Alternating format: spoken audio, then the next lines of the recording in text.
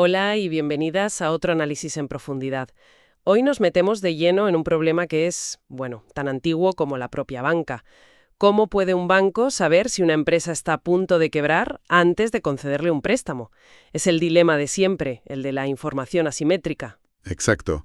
La empresa siempre sabe más sobre su propia salud que quien le presta el dinero. Y la solución tradicional, que viene ya de los años 60 con pioneros como Altman o Beaver, ha sido siempre la misma: analizar sus cuentas anuales. Ya sabes, los ratios de liquidez, de endeudamiento, de rentabilidad. Lo de siempre. A ver, vamos a desgranar esto un poco. Es como si intentáramos saber si una persona está sana haciéndole una única foto al año. Te da una imagen, sí, pero es una foto fija.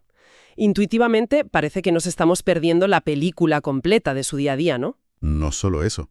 Es que el estudio que analizamos hoy introduce un matiz que para mí es crítico. Esos ratios muchas veces no son la causa de los problemas, sino la consecuencia. El artículo lo explica muy bien. Una empresa que se queda sin efectivo, se ve obligada a vender activos para sobrevivir. Claro, vende lo que sea para pagar las nóminas. Justo. Y esa venta forzosa, a su vez, es lo que empeora sus ratios financieros. Así que la causalidad es como mínimo difusa. Entiendo. O sea que la foto fija no solo podría estar desactualizada, sino que además podría estar mostrándonos el síntoma y no la enfermedad. Vale. Si la foto anual es engañosa, ¿cuál es la alternativa? No puedes tener a un contable metido en la empresa todos los días. ¿Cómo lo resolvieron? Pues aquí es, yo creo, donde se pone de verdad interesante. El estudio de Yao Levi, Chapira y Margarian propone precisamente eso: ver la película en tiempo real. Y la cámara que utilizan es algo que el banco ya tiene. Es la actividad de la cuenta corriente de la empresa. Ah, claro. El día a día. Los ingresos que entran, los pagos que salen, las tensiones de tesorería. Efectivamente. La misión que exploramos hoy es justo esa: es ver si esos datos transaccionales son un predictor más potente del riesgo que los informes de toda la vida. Y, por supuesto, cómo las técnicas de Machine Learning cambian por completo las reglas de este juego. Pues suena fascinante, pero me imagino que el primer reto es enorme, porque una cosa es decir, vamos a analizar la cuenta corriente, y otra muy distinta es organizar ese caos de miles de transacciones en algo que tenga sentido. No hay un estándar como con los ratios, ¿verdad? Es el primer gran obstáculo. Y fíjate, los investigadores probaron 3 enfoques muy diferentes para superarlo. El primero es el que podríamos llamar de intuición económica. O sea, un experto humano se sentó y diseñó 30 variables con lógica financiera. ¿Me puedes dar algún ejemplo? Sí, claro. Por ejemplo, en lugar de mirar solo el saldo medio, calcularon la desviación estándar de los ingresos mensuales. Porque no es solo cuánto ganas, sino cómo de estables son tus ingresos. Eso es clave. O contaron el número de veces que la empresa intentó operar en descubierto. Una señal de alarma clara. Clarísima. Y un detalle importante: normalizaron muchos de estos datos usando los ingresos medios. ¿Para qué? Pues para que el tamaño de la empresa no distorsionara el modelo. Tiene todo el sentido. Una pyme y una multinacional tienen saldos muy distintos, pero el riesgo relativo puede ser el mismo. Vale, ese es el enfoque artesanal, el de la experiencia. ¿Cuál fue el segundo? El extremo opuesto: la fuerza bruta computacional. Cogieron unas 50 variables base y, básicamente, le dijeron al ordenador: combínalas de todas las formas posibles con sumas, restas, multiplicaciones, divisiones. El resultado fueron unas 5.000 variables nuevas. 5.000. Y muchas de ellas, como dice el propio estudio, sin una interpretación económica clara. Me imagino que es difícil explicarle al director del banco que el riesgo depende de una variable llamada saldo medio dividido por el número de intentos de descubierto. Es un enfoque de caja negra total. Completamente. Y el tercer enfoque fue una simplificación radical. Crearon solo 5 variables con categorías muy simples, de tipo sí o no. Ah, sí. ¿Cómo cuáles? Pues, por ejemplo, la empresa tuvo algún impago de préstamo el último año, ¿sí o no? O la relación con el banco es de más o menos de X años. Muy básico. Un momento. Me has hablado de un enfoque con 30 variables inteligentes, otro con 5.000 automáticas y el tercero son solo 5 variables. Suena demasiado simple, ¿no? ¿De verdad se puede predecir la quiebra de una empresa con 5 preguntas de sí o no? Parece casi un paso atrás. Intuitivamente sí. Y esa es la pregunta clave que se plantearon. Tenemos 3 enfoques: el artesanal, el de fuerza bruta y el minimalista. Y mi instinto me dice que las 5.000 variables de la máquina tienen que ganar. Es fuerza bruta. ¿Cómo podría un humano con 30 ideas competir con eso? Me sorprendería muchísimo que no fuera así. Pues aquí es donde el estudio da el primer gran giro. Y es un giro importante. Cuando compararon los resultados, la fuerza bruta de las 5.000 variables no fue la mejor opción. El conjunto de 30 variables creadas con experiencia humana, el enfoque artesanal, demostró contener la información de forma mucho más potente y concisa, sobre todo al usar los modelos de Machine Learning. De verdad. O sea que más no es mejor. La calidad de la idea, la hipótesis humana, le gana a la cantidad de datos brutos. Exactamente. El propio estudio es muy claro en esto. El éxito del Machine Learning no viene de lanzarle datos en bruto a la máquina y esperar magia. El éxito se logra combinando la potencia de los algoritmos con la experiencia humana previa. La creación de variables significativas, el saber qué preguntar, es un paso insustituible. La máquina, al menos por ahora, no puede reemplazar la comprensión profunda del negocio. Es increíble que la intuición humana siga siendo tan decisiva.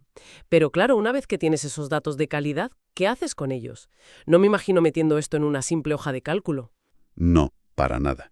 La regresión logística, que es el método estadístico de toda la vida, tiene limitaciones. Sufre mucho cuando las variables están correlacionadas entre sí. Lo que los estadísticos llaman multicolinealidad. Eso es. Y en finanzas es de suponer que muchísimas variables se mueven juntas. Si los ingresos bajan, es muy probable que el saldo también baje. Claro. Precisamente. Por eso recurren a dos métodos de Machine Learning muy potentes. El primero es el Random Forest. ¿Bosque aleatorio? Suena a algo del Señor de los Anillos. Un poco. Pero la idea es muy intuitiva. En lugar de construir un único y complejísimo árbol de decisión, que puede ser muy sensible a los datos concretos con los que lo entrenas, cada árbol ve una muestra diferente de los datos y solo puede usar unas pocas variables. Al final es como un comité de expertos. Se vota y se toma la decisión mayoritaria. El objetivo es que el modelo sea más estable, que no dependa tanto de la suerte. Entendido. Es la sabiduría de la multitud de árboles. ¿Y el otro método? El otro es el boosting, o potenciación. La filosofía es distinta. En lugar de árboles en paralelo, aquí se construyen en serie. Se crea un primer árbol, que obviamente comete errores. El segundo árbol se construye dándole más importancia a los casos que el primero clasificó mal, para intentar corregirlos. El tercero se centra en los errores del segundo, y así sucesivamente. Es como un estudiante que repasa una y otra vez sus fallos hasta que los corrige. Se va especializando en lo difícil. Esa es la idea. Su objetivo es reducir el sesgo, acercarse lo máximo posible a la respuesta correcta. Pero ojo, no es tan simple como aplicar estos algoritmos y ya está. El estudio revela problemas prácticos. El primero es que los datos están muy desequilibrados. Menos del 6% de las empresas de la muestra acaban impagando. Claro, un modelo vago podría decir que ninguna empresa va a quebrar y acertaría el 94% de las veces. Exacto.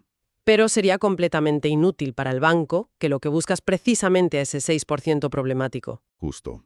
Y un Random Forest estándar, el de libro, funciona terriblemente mal en este escenario. La solución que aplicaron fue una modificación clave, el Balanced Random Forest. Forzaron a cada árbol a aprender de un número igual de casos de impago y de no impago. Este ajuste técnico, que el estudio llama muestreo estratificado, mejora los resultados de forma espectacular.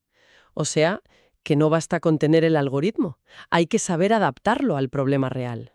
¿Y el boosting, el del estudiante aplicado, tiene sus propios trucos o problemas? Sí, y uno muy característico, el sobreajuste, el overfitting. Es tan bueno aprendiendo que se corre el riesgo de que haga justo lo que decías antes. Se aprende el examen de memoria, pero eso no garantiza que sepa la materia. El clásico problema. Y los datos del estudio lo confirman, claramente. El boosting alcanzó una precisión altísima con los datos que ella conocía. El AUC era de casi un 88%, pero su rendimiento bajaba a cerca de un 80% con datos nuevos que no había visto antes. Es una caída, sí, pero el estudio subraya que su poder predictivo sigue siendo excelente. Simplemente es una característica del método que hay que conocer y vigilar. Entendido. Los algoritmos son potentes, pero no son magia. Hay que saber afinarlos. Lo que nos lleva a la pregunta del millón. Una vez afinados, ¿qué es mejor? ¿La foto fija de los ratios de toda la vida o la película en tiempo real de la cuenta corriente? El estudio aborda esta pregunta de frente, y los resultados son contundentes. Si comparamos el poder predictivo de los datos de la cuenta corriente con los datos financieros y de gestión tradicionales, gana la cuenta corriente. Lo sabía. El tiempo real se impone. El día a día de la tesorería es el mejor termómetro para medir la fiebre de una empresa. Sí, usando el modelo de boosting, los datos de la cuenta corriente, por sí solos, alcanzan una precisión, una UC, cercana al 80%, mientras que los datos tradicionales se quedan sobre el 76%. La diferencia es significativa, pero si nos quedamos solo con ese titular, nos perdemos la revelación más importante del estudio. Ah, sí. ¿Hay algo más? Lo hay, y para mí es la clave de todo esto. El verdadero ganador no es un tipo de dato u otro, es la fusión de ambos. ¿Y qué ocurre cuando los combinan? El poder predictivo se dispara al combinar los datos de la cuenta corriente con los ratios financieros y la información cualitativa de los cuestionarios de gestión. La precisión sube hasta superar el 84%. Es un salto enorme. Vaya, pero eso va un poco en contra de la narrativa de los datos nuevos lo reemplazan todo. Suena a que los bancos tienen que hacer el doble de trabajo, ¿no? Analizar lo de siempre y además todo este nuevo flujo de datos. ¿Es realista? Es una objeción muy válida, pero el estudio sugiere que no es el doble de trabajo, sino un trabajo más inteligente. Lo que esto demuestra en realidad es que las distintas fuentes de información son complementarias. Son, digamos, ortogonales. Miden cosas distintas pero igual de importantes. La cuenta corriente te da la liquidez, la capacidad de pagar las facturas hoy. Los ratios financieros te hablan de la estructura, la rentabilidad, la salud a largo plazo. Y los cuestionarios te dan una idea de la calidad de la gestión. La combinación de las tres perspectivas es la que ofrece la visión completa. Es una lección muy potente. No se trata de sustituir, sino de integrar. Y esto me lleva a la última pregunta. Dentro de esa película en tiempo real de la cuenta corriente, ¿qué escenas son las que realmente importan? ¿Qué es lo que hace saltar todas las alarmas? El estudio dedica una sección entera a esto. Y cuando analizan qué variables son las más importantes según el modelo, el resultado es, bueno, es bastante lógico. Y las variables que resultaron ser más importantes son, curiosamente, las más lógicas. ¿Cuántas veces una empresa intentó pasarse de su límite de crédito? ¿Cuántas de esas veces el banco se lo denegó? ¿Y qué porcentaje sí le permitió el gestor? Exacto. Esas tres, todas relacionadas con las violaciones de la línea de crédito, destacan por encima de todas las demás. Parece de sentido común. Una empresa que está constantemente forzando sus límites de crédito es una señal de alarma clarísima. Totalmente. Si vives al límite, es más fácil que te caigas. Sí, pero aquí el estudio introduce una paradoja muy interesante sobre cómo estos algoritmos miden la importancia. El modelo puede acabar considerando una variable como poco importante no porque no sea útil, sino simplemente porque hay otra variable casi idéntica que es un poquito mejor. A ver, explícame eso con un ejemplo. El que usan es perfecto. Tienen una variable que mide el número de intentos de descubierto del año actual y otra que mide lo mismo pero del año anterior. Ambas son muy predictivas por sí solas. La del año anterior tiene un poder predictivo individual alto, de casi el 70%. Pero claro, la información de este año es aún más relevante y llega al 72%. Entiendo. Como son tan parecidas, cuando el modelo tiene que elegir, casi siempre coge la de este año porque es marginalmente mejor. Y la otra, pues, se queda sin usar. Justo. Y como resultado, la importancia que el modelo final le asigna a la variable del año pasado es casi nula. Es como tener dos delanteros estrella en un equipo de fútbol. El entrenador pone al que está un poco más en forma y el otro se queda en el banquillo.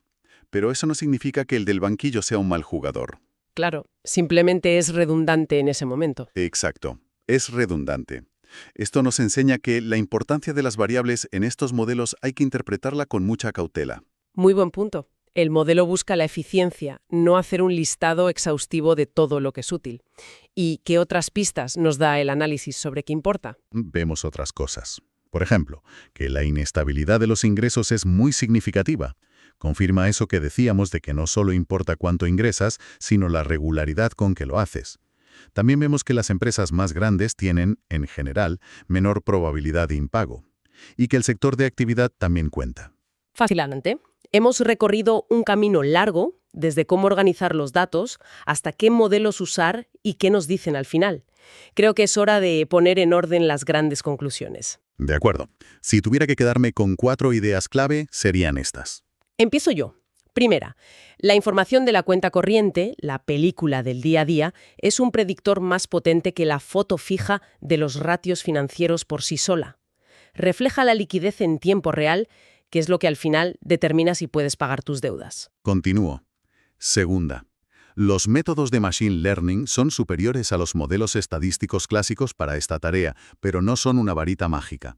Requieren una configuración cuidadosa, como el muestreo para datos desequilibrados y una comprensión de sus sesgos como la tendencia al sobreajuste. Tercera, y para mí la más reveladora, la clave no es sustituir, sino complementar. El modelo más preciso es el que fusiona todas las fuentes de información, los datos de la cuenta corriente, los ratios financieros y la información cualitativa sobre la gestión. Cada pieza aporta una visión única del puzzle. Y la cuarta y última, que es una lección de humildad en la era de la inteligencia artificial. El factor humano es crucial. El éxito de estos modelos no reside solo en la potencia del algoritmo, sino en el paso previo, la creación de variables con sentido económico por parte de un experto. La máquina procesa, pero lo humano, de momento, es quien formula las preguntas correctas. Perfectamente resumido.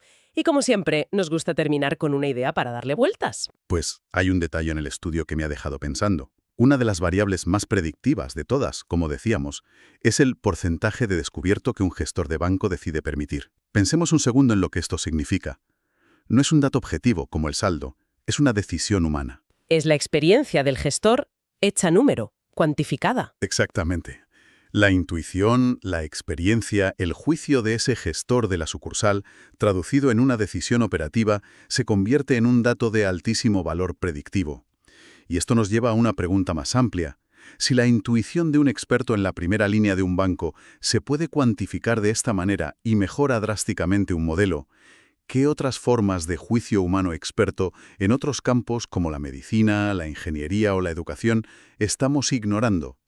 ¿Qué conocimiento tácito podríamos estar capturando para construir modelos predictivos mucho más potentes? Es una reflexión final excelente. Quizás el futuro del Machine Learning no sea reemplazar al experto, sino encontrar formas más sofisticadas de escucharle. Con esa idea nos despedimos. Gracias por acompañarnos en este análisis en profundidad. Hasta la próxima.